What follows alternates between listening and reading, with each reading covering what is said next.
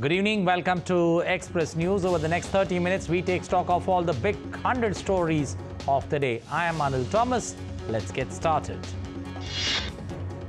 The President of the Republic of Kenya, William Ruto, inspects a guard of honor at the ceremonial reception at India's Rashtrapati Bhavan in New Delhi on Tuesday. Terming India and Kenya as great friends, visiting Kenyan President William Ruto has called for the need to consolidate the relationship between the two countries. President of Kenya William Ruto also laid a wreath at Delhi's Rajghat and paid his tributes to Mahatma Gandhi, the father of the nation, today. Kenyan President met India's Prime Minister and both leaders also held delegation-level talks. The two leaders held discussions on deepening the partnership between the two nations, India and Kenya. The President of Kenya, William Ruto, assured Prime Minister Modi that 70% of health commodities in Kenya have their origin in India and that Kenya appreciates the partnership. Further, Kenyan President William Ruto said that terrorism is a big issue for both countries and that he's agreed to help, especially in defense forces, which work together in collaborating, sharing information, sharing experiences to deal with the challenge of terrorism.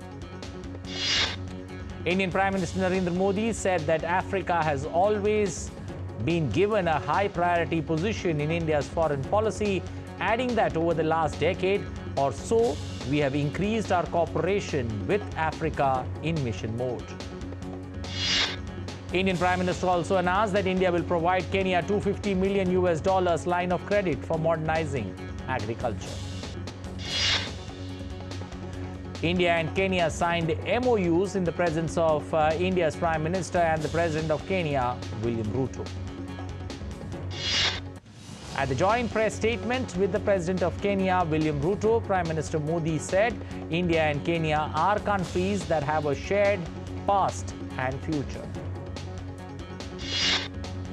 Indian Prime Minister also said that as per the needs of modern times, we are increasing our cooperation in technology and innovation. Prime Minister Narendra Modi said close cooperation between India and Kenya will boost the efforts in the Indo-Pacific region. A state banquet was also hosted by Indian President Draupadi Murmu in honor of the visiting dignitary from Kenya.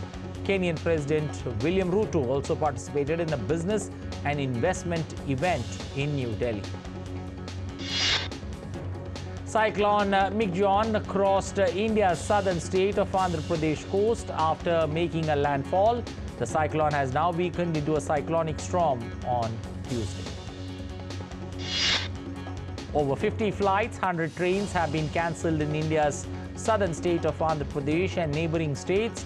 However, now Chennai airport is back to normal post the onslaught of the cyclone. Over 300 relief camps have been set up for people evacuated from low-lying areas in India's southern state of Andhra Pradesh. India's meteorological department has warned of extremely heavy rainfall. While on the second day of the winter session of Indian Parliament, the Jammu and Kashmir Reservation Amendment Bill 2023 and Jammu and Kashmir Reorganization Amendment Bill 2023 were taken up for consideration and passing in the lower house. Indian Council for Cultural Relations is hosting 85 foreign academicians. For the first time, the heads of departments teaching subjects of Indian knowledge system are coming together under Knowledge India Visitors Program. India's Ministers of Minority Affairs and India's Minister of State for External Affairs on Tuesday met Saudi Minister of Hajj, Umrah, Dr. Tawfiq bin Fazwan Al Rabi in New Delhi. The 24th edition of the 10-day-long Hornbill Festival is being celebrated in full swing in the northeastern state of Nagaland. The Hornbill Festival in Nagaland highlights the cultural richness of the region.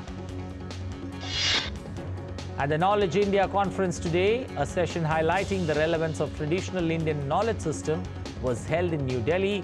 The views were shared among 35 representatives from various countries.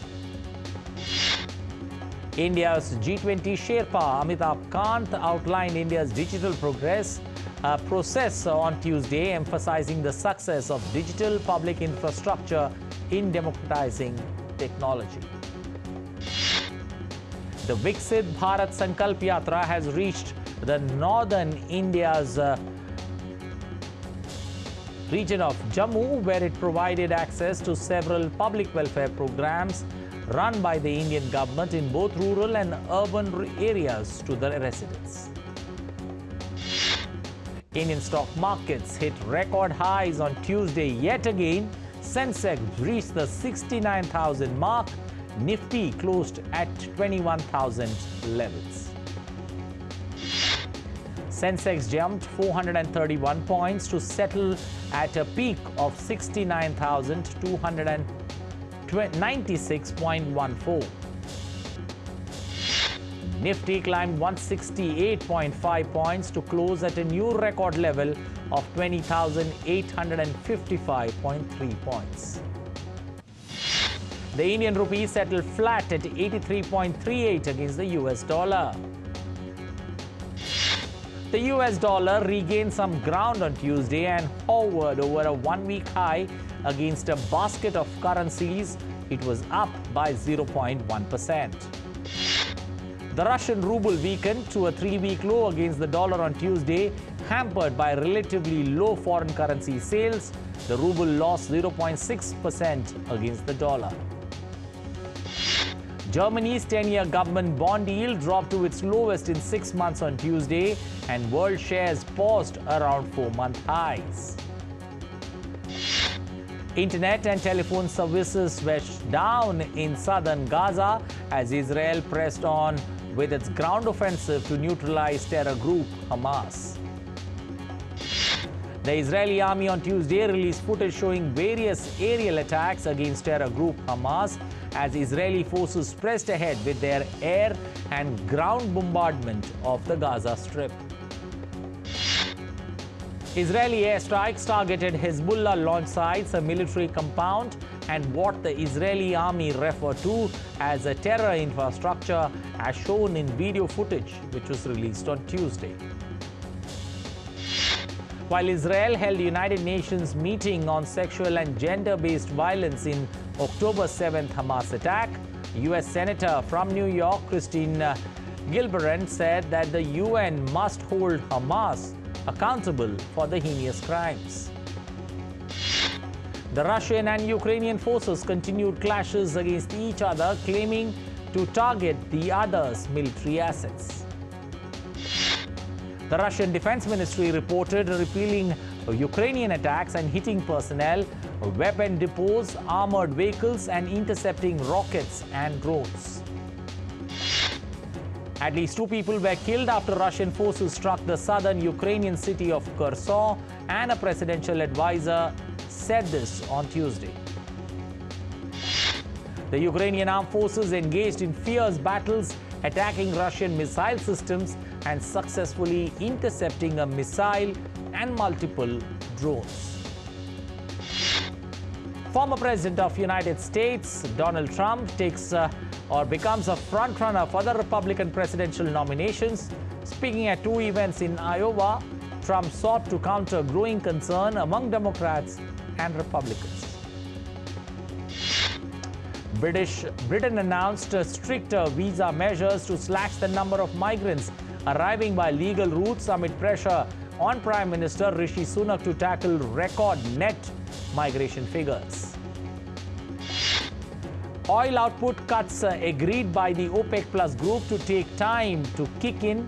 The Kremlin, as it confirmed that Russian President Vladimir Putin would visit the United Arab Emirates and Saudi Arabia on Wednesday. Russian President Vladimir Putin will also be hosting Iranian President Ibrahim Raisi in Moscow the following day, as per Kremlin spokesperson Dmitry Peskov. Turkey's President Tayyip Erdogan visited Qatar's Lusail and met the Emir of Qatar. During his visit to Qatar, Erdogan will attend the 9th meeting of the Turkey-Qatar Supreme Strategic Committee. The White House said that the attack on 3 ships in the Red Sea over the weekend posed a threat to global peace and stability. U.S. National Security Advisor Jake Sullivan said that Washington, D.C. has every reason to believe that these attacks are fully enabled by Iran. British Home Secretary James Cleverly arrived in Rwanda on Tuesday to sign a new treaty to send asylum seekers to the African nation after the UK's top court declared the deportation scheme unlawful. President of UAE arrived in Doha to attend the UAE delegation of the 44th session of the Supreme Council of the Gulf Cooperation Council, or GCC, in Qatar. Cuba and Iran have signed a series of bilateral agreements in Tehran during a meeting between both the presidents. 5 people were injured in an explosion in northwestern Pakistan city of Peshawar earlier on Tuesday.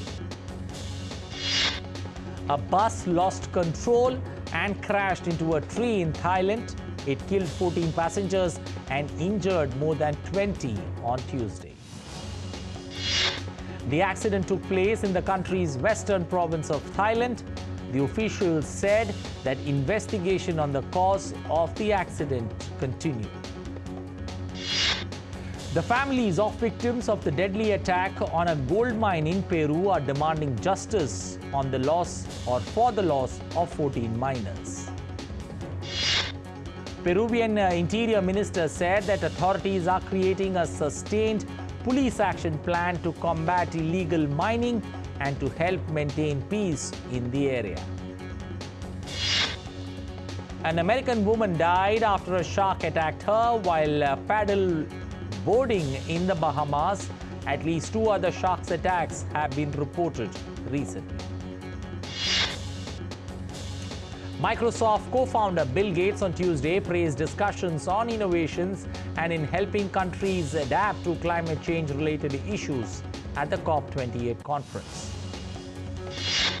Speaking at a climate and growth conference organized by the French Finance Ministry in Paris, Bill Gates said that the country should continue efforts to mitigate the climate crisis.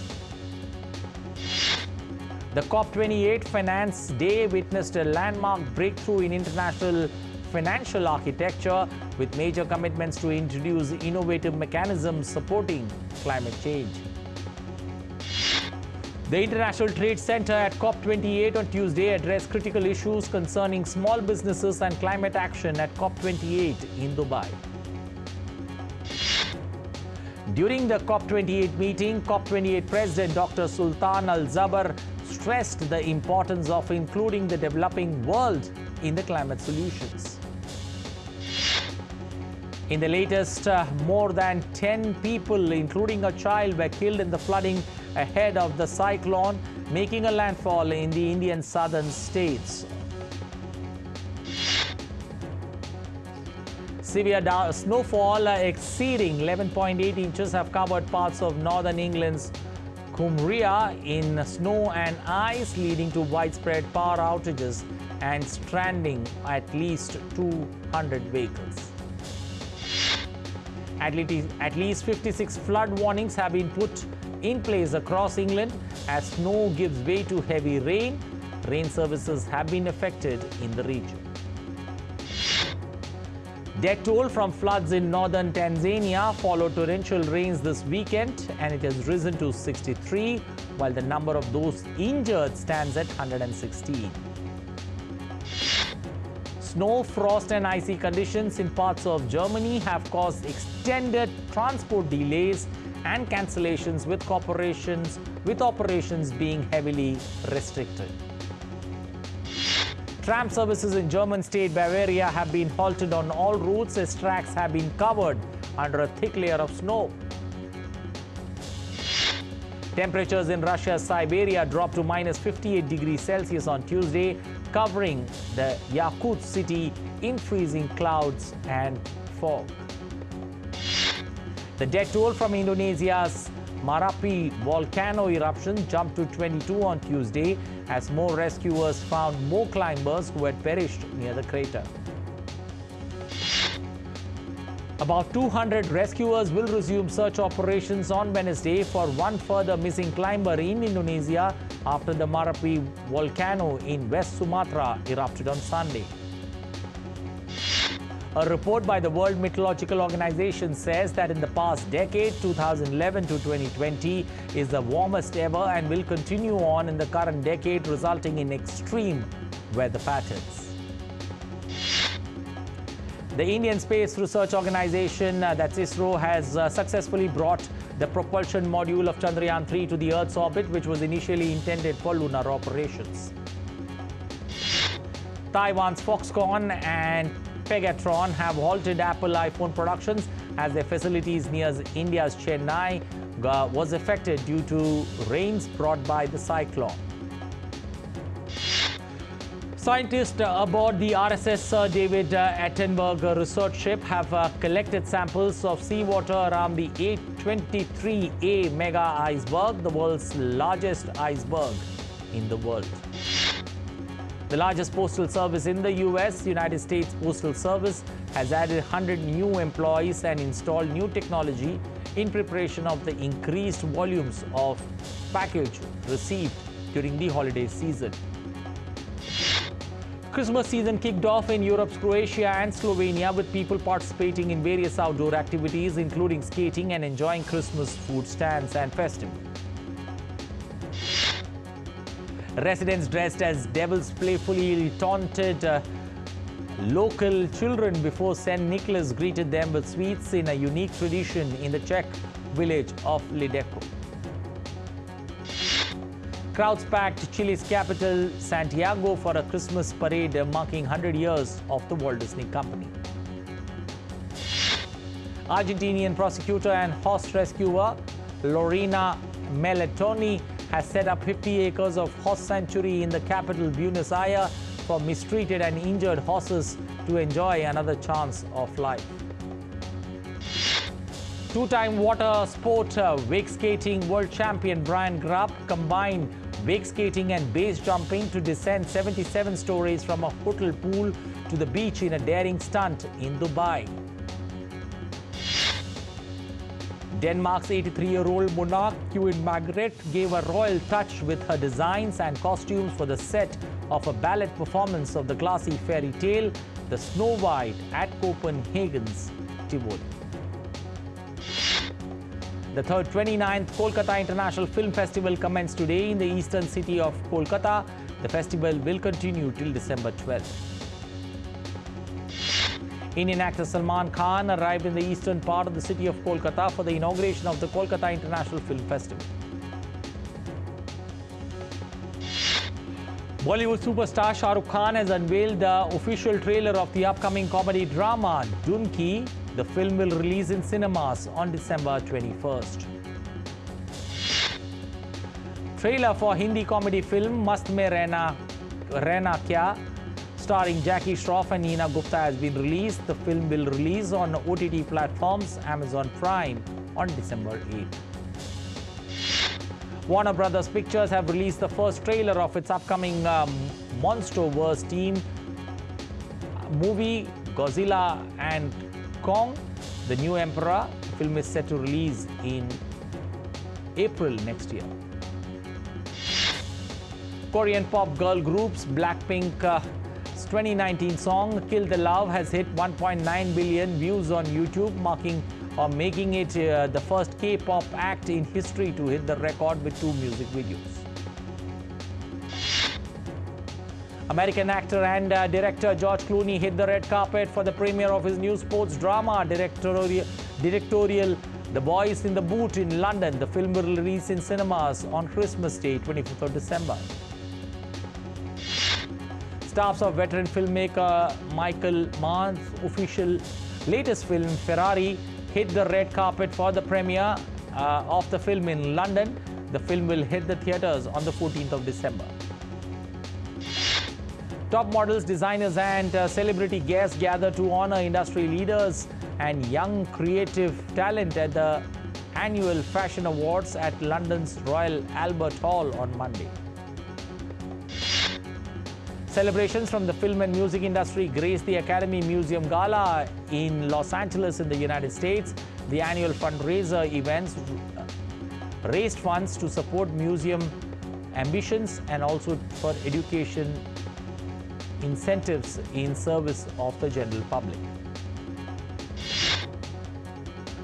The English and Wales Cricket Board announced the launch of Cricket Regulator, an independent body which will be responsible for monitoring cricket with the game's regulations, endorsement of those missing and also helping these players enjoy the game.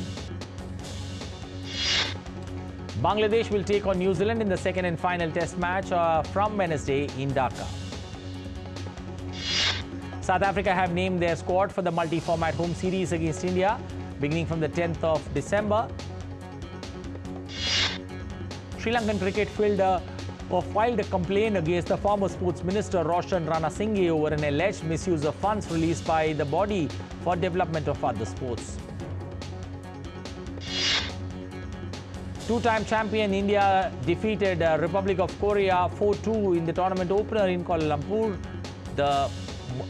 Lumpur in Malaysia in the FI Junior Men's Hockey World Cup.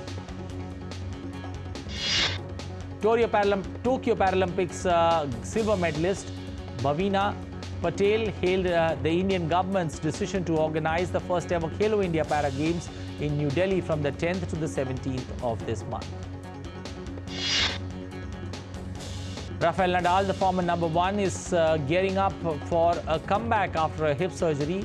The world #1 is expected to play or is expected to return to the courts for the first Grand Slam of the year, the Australian Open, before which he is expected to play in the Brisbane Open. The Premier League has agreed to a new record of $6.7 billion for Sky and TNT to show matches live on their channels. This deal happened on the last day of this particular month. Manchester City have been charged by the Football Association with failing to control their players in Sunday's 3-3 draw with Tottenham Hotspur. And Dubai is becoming the new star enthusiast, is becoming the new destination for adventure sports. American daredevil Brian Grubb has combined beach skating and base jumping to pull off a fearless stunt in Dubai. Well, that's all we have time for in this edition of Express News. I hope you like the program. In case you did, do tell others. In case you don't, drop us a mail. Well, that's it from me and my team. Thanks for watching Express News. Bye for now.